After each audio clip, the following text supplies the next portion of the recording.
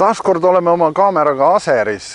Me olime siin mõned nädalad tagasi, filmisime üles seda reostust, masuudireostust, mis on rannas ja rääkisime ka sellest, et üks selline huvitava taustaga usuorganisatsioon, jumalaotsijate kogudus tahab ära osta just nimelt seda sama kultuurimaja, mis on kohaliku rahva keskus, rahvamaja.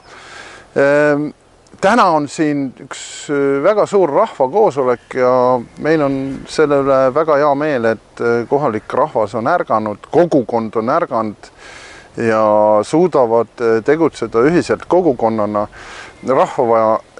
Rahvamaja müügi vastu on kirjutanud allkirja juba 930 inimest, mis on tohutult palju nii väikse koha kohta.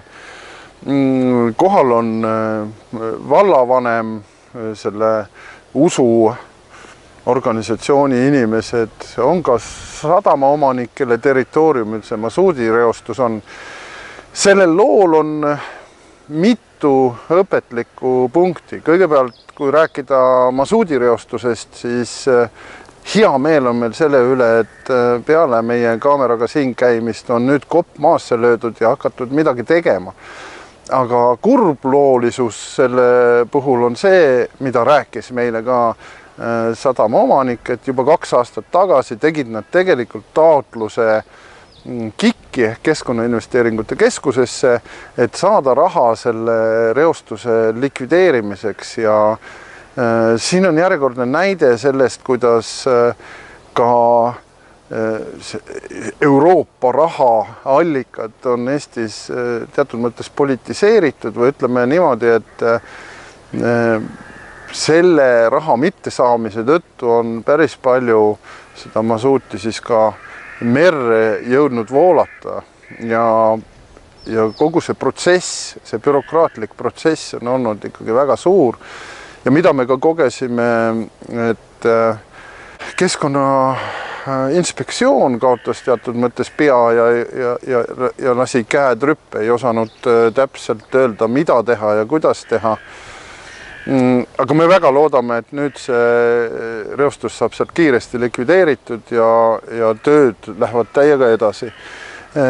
Teiseks, üks suur jama on tehtud selle haldusreformiga ja seda ma rääkisin ka siis, kui ma Riigikogu saadik olin, et vallad tehti küll suuremaks ja nii-öelda vallavõim läks inimestest kaugemale ja kindlasti seda olekski pidanud tegema, aga selle kaugenemisega ei antud tegelikult kohalikele kogukondadele jõudu juurde.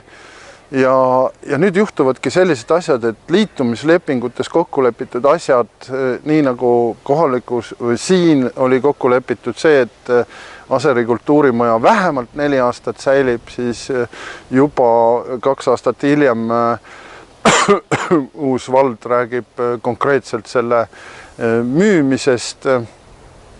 Ehk siis küsimus on see, et kuidas ikkagi anda jõudu kogukondadele ja kuidas riigi ja kohalikud institutsioonid mitte ei kaasaks neid inimesi, mulle see sõna kohe nagu põhimõtteliselt meeldi, vaid asuksid parimate lahenduste leidmiseks kogukondadega läbirääkimistesse. No, tänast koosolekut võib pidada teatud mõttes läbirääkimiste alguseks, aga et see on selline suur rahvakoosolek, loodetavasti jõutakse selle tulemusel nii-öelda win-win lahendusteni. Ja meil elurikkuse erakonnana, kes me seisame kogukondade eest, oleks väga hea meel, kui Eesti koosnekski tugevatest, omanäolistest, eripärastest kogukondadest, avatud kogukondadest, kes suhtleksid omavahel ja sedasi me saaks ehitada ühe väga kihvti riigi.